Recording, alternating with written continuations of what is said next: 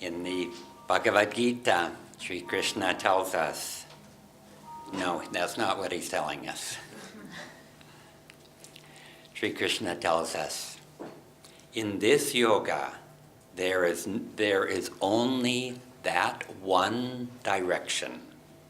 The reasonings of the undecided mind, caught up as it is in duality, are endlessly variegated and ramified. Swamiji adds to this, there are many detours from the search for God, even in religion itself. Many people believe the Gita teaches only karma yoga, how to be good, do good, and serve one's fellow man. No uplifting action is bad, of course, but it must be strictly understood that what Krishna teaches in these passages of the Gita is a truth beyond duality, a truth to which there is no opposite, no possibility of a future fall, and no limitation in ego consciousness of any kind, but absolute freedom in the infinite self. My guru wrote, a chronic wanderer in the path of theology seldom tastes even a sip of the pure divine water of truth. The God-thirsty seeker, on the other hand, busies himself with imbibing the nectar of absolute infinite bliss.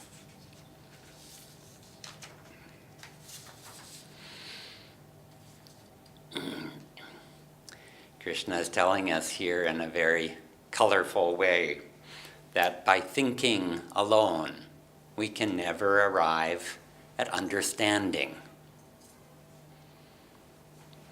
As he says, the reasonings of the undecided mind are caught up in duality and are endlessly variegated and ramified. He really describes the complexity of our mind, of our thoughts, of our intellect. And Swamiji says, the intellect alone can never lead one to truth. Without love, there is no ultimate truth. Without fixity of purpose, born of the heart's devotion, the intellect wanders endlessly. Fixity of purpose, dedication, persistence, these are qualities of the mind, aren't they? Mental abilities.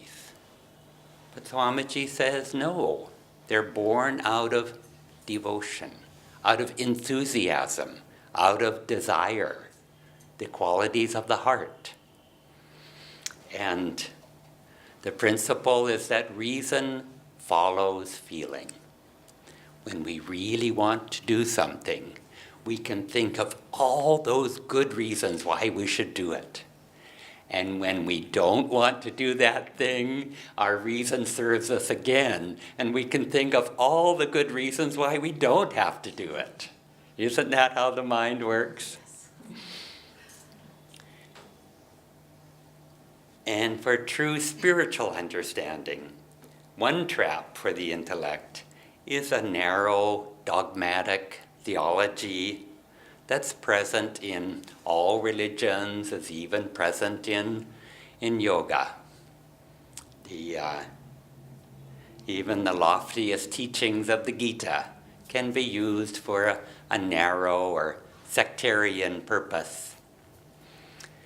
Some 50 years ago, when ISKCON was first getting established in the U.S., some of the new U.S. devotees were rather fanatical in their approach. And one of them accosted Swamiji on the street in Los Angeles. And when he learned that Swamiji was teaching meditation, he said, that's a complete waste of time. Because here it says in the Gita, Krishna says to meditate, you should sit on an asana of kusha grass. Well, have you seen any kusha grass in America? Therefore, you can't meditate. Reason follows feeling. As Yoganandaji tells us here, a chronic wanderer on the path of theology seldom tastes even a sip of the pure divine water of truth. He craves only newly flavored idea cocktails. This desire for untried novelties merely leads us into a desert of intellectual doubts. That pure divine water is the simplest of drinks, and the natural love of the heart is the simplest of feelings and the deepest. And another detour on the spiritual path that perhaps all of us have experienced is our educational background. In school, in university, it begins and ends in the intellect. And it's a certain handicap that most of us need to overcome if we're going to find the answers that we're seeking in life. We won't find them there. And the heart's devotion in such a case may be a foreign language that we have to learn from scratch. When Swami Kriyananda was new on the path, he had to learn devotion. And when the more and more he learned it, the more his guru encouraged him and told him lovingly one day, look at how dry your life used to be when you depended on the intellect. And we need to ask ourselves, is my life dry at times when I depend on the intellect? We've told you, many of you, the story of someone who came to Yoganandaji with a list of intellectual questions that he wanted answers to. He asked the first question, and Master answered lovingly, love God. And the man thought, well, maybe he didn't understand the question. Let me ask another one. He asked the question, Master said, a little more firmly, love God. And they thought, well, maybe this person is hard of hearing. Let me ask another question. At which point, Master said very firmly, love God, stood up, and walked out of the room. He had given the man every answer that the man needed. When Swamiji, before we started to work in Europe, several times a year, he would go to Europe and give discourses and whatnot. And he was describing to me a trip to Italy. And some of the less sincere or the newer people there would sort of dutifully attend the discourses. But what they really wanted is they wanted a private interview with Swamiji so they could tell him their problems. And Swamiji prayed for each person, gave them the solution to their particular problem, and almost invariably the person would react immediately and say, "Ma è difficile, but that's difficult. I know I should do that, but it's just too hard. I don't have the strength. It's just too difficult." And this is the conscious mind speaking. The conscious mind sees the difficulties. It sees the obstacles. And the superconscious mind sees the solution. It's intuitive. It sees the answers. Saint Teresa of Avila, we sang her song today. She said, in one moment of ecstasy, I realized more truths than years of using reason. And these superconscious answers and solutions are available to us. From the spiritual eye, we need to project, we need to offer up the problem, the question, and then listen for the answer. Listen, not with the mind, but in the heart. And this receptivity, this listening in the heart, is a feminine quality, we might say, that we need to emphasize in the world today. Is what the world needs most. That to draw us away from pride, from separation, from nationalism. And it's a necessary balance. Both, it balances the intellect, both for us internally and for the world at large. That feminine quality of devotion, of listening, receptivity. The intellect analyzes, it separates. And the heart sees unity and cooperation and love. And most of us, man or woman, most of us need to develop more that feminine quality of receptivity, of listening, of love and understanding. And this is also what meditation is. Meditation is when the thoughts are at rest, when the mind is still and the heart is open. Thank you.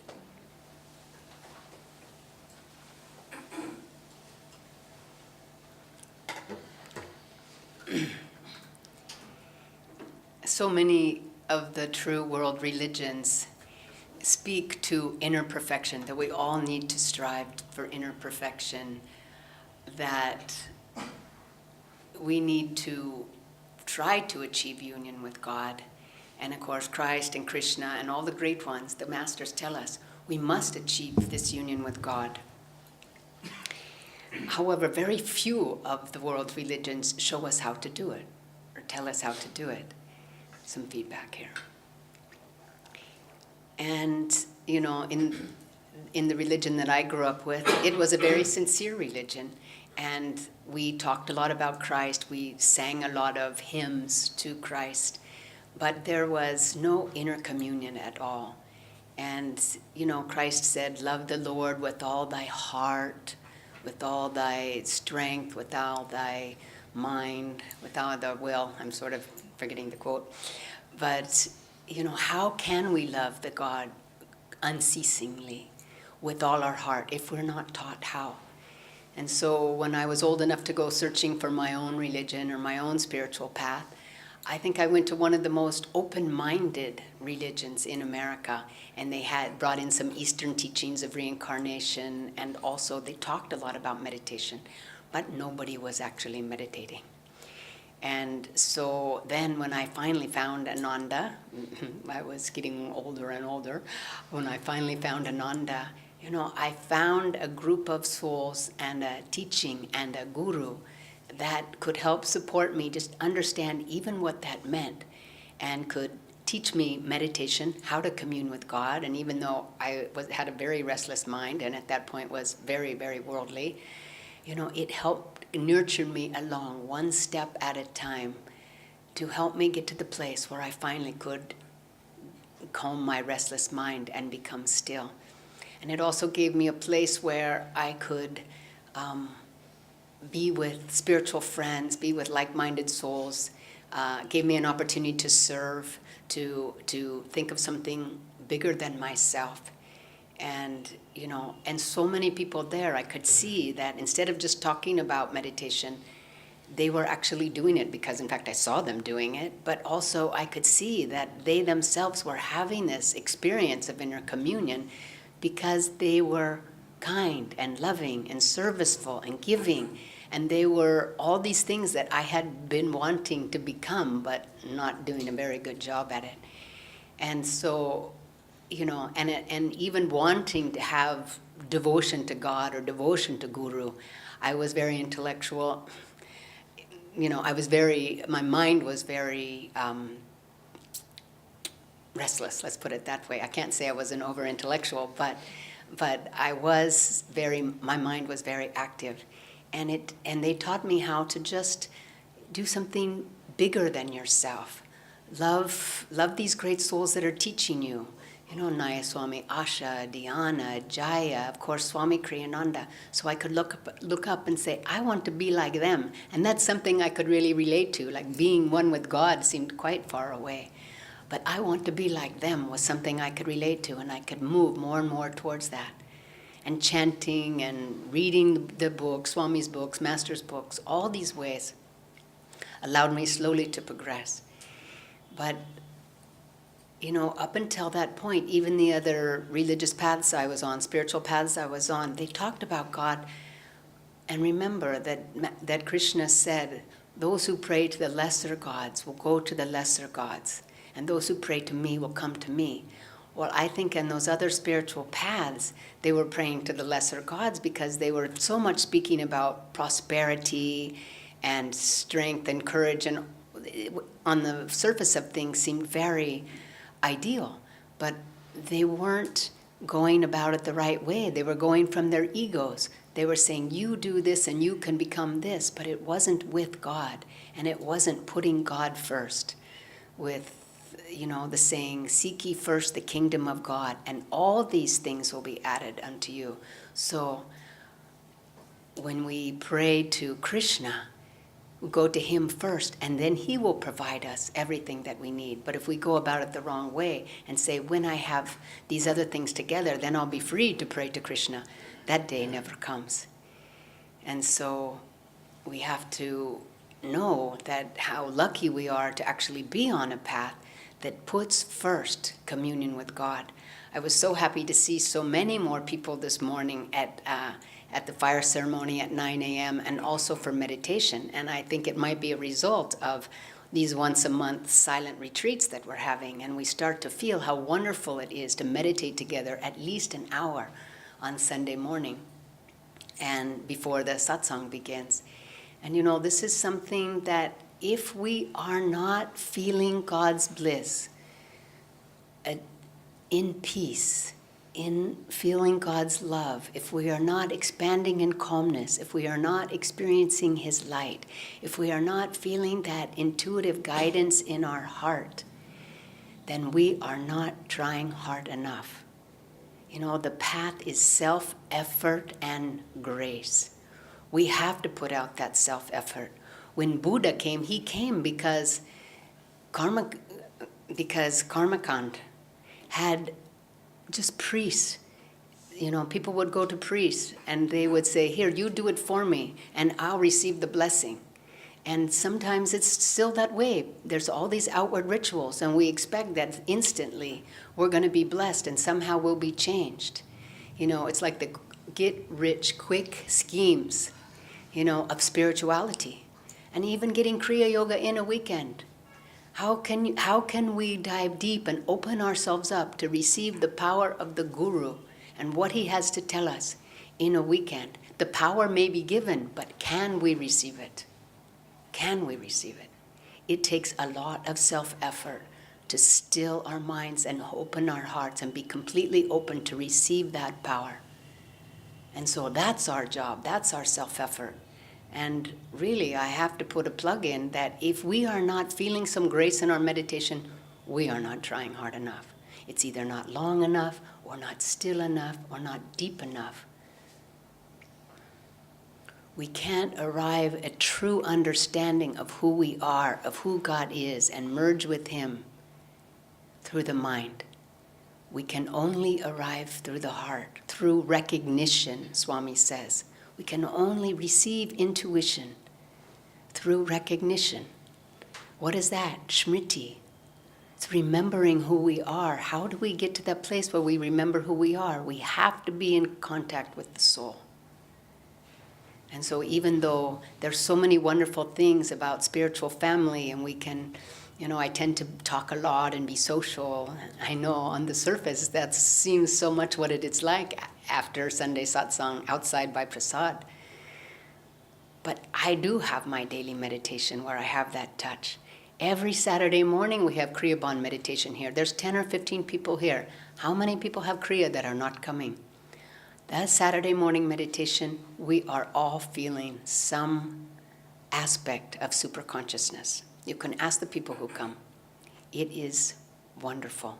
Please come. How busy are we on Saturday morning at 7:15? Probably not that busy. Please come. This is how we perceive guidance in our life. This is how we receive God's grace. This is how we're transformed, but we have to do the work. On the battlefield, Arjuna is saying, oh, those are all my relatives. I don't want to destroy them. I don't want to destroy my bad habits. I sort of have gotten used to my restless mind. I like my tendencies, my old tendencies that I've always had. What does Krishna say? Quit complaining, get up and fight. Do the work. We need to do that work. This is what the path is all about, self-realization. We have to do it ourselves.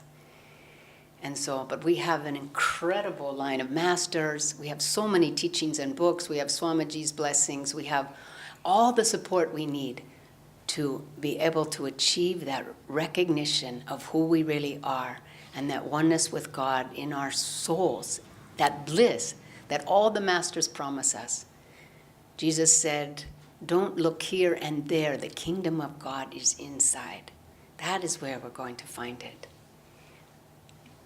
Through meditation, through Kriya Yoga. Jill Bolt Taylor had a stroke. She spoke on TED Talks. And she talked about the left side of her brain having a stroke and just shutting down.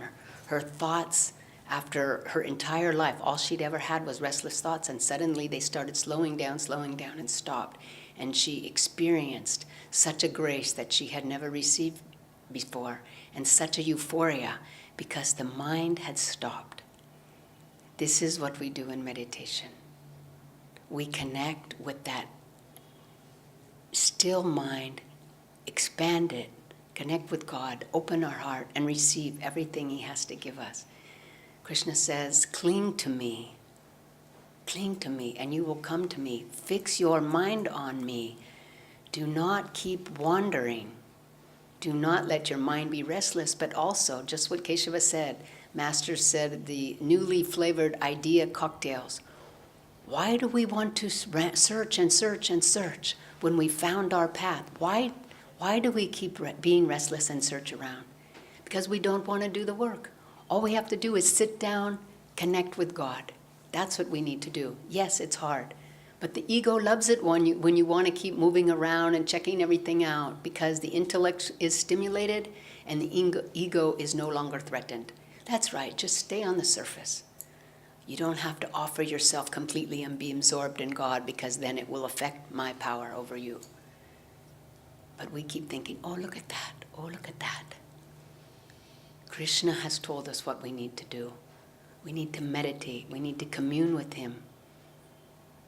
Out of all the people seeking spiritual perfection,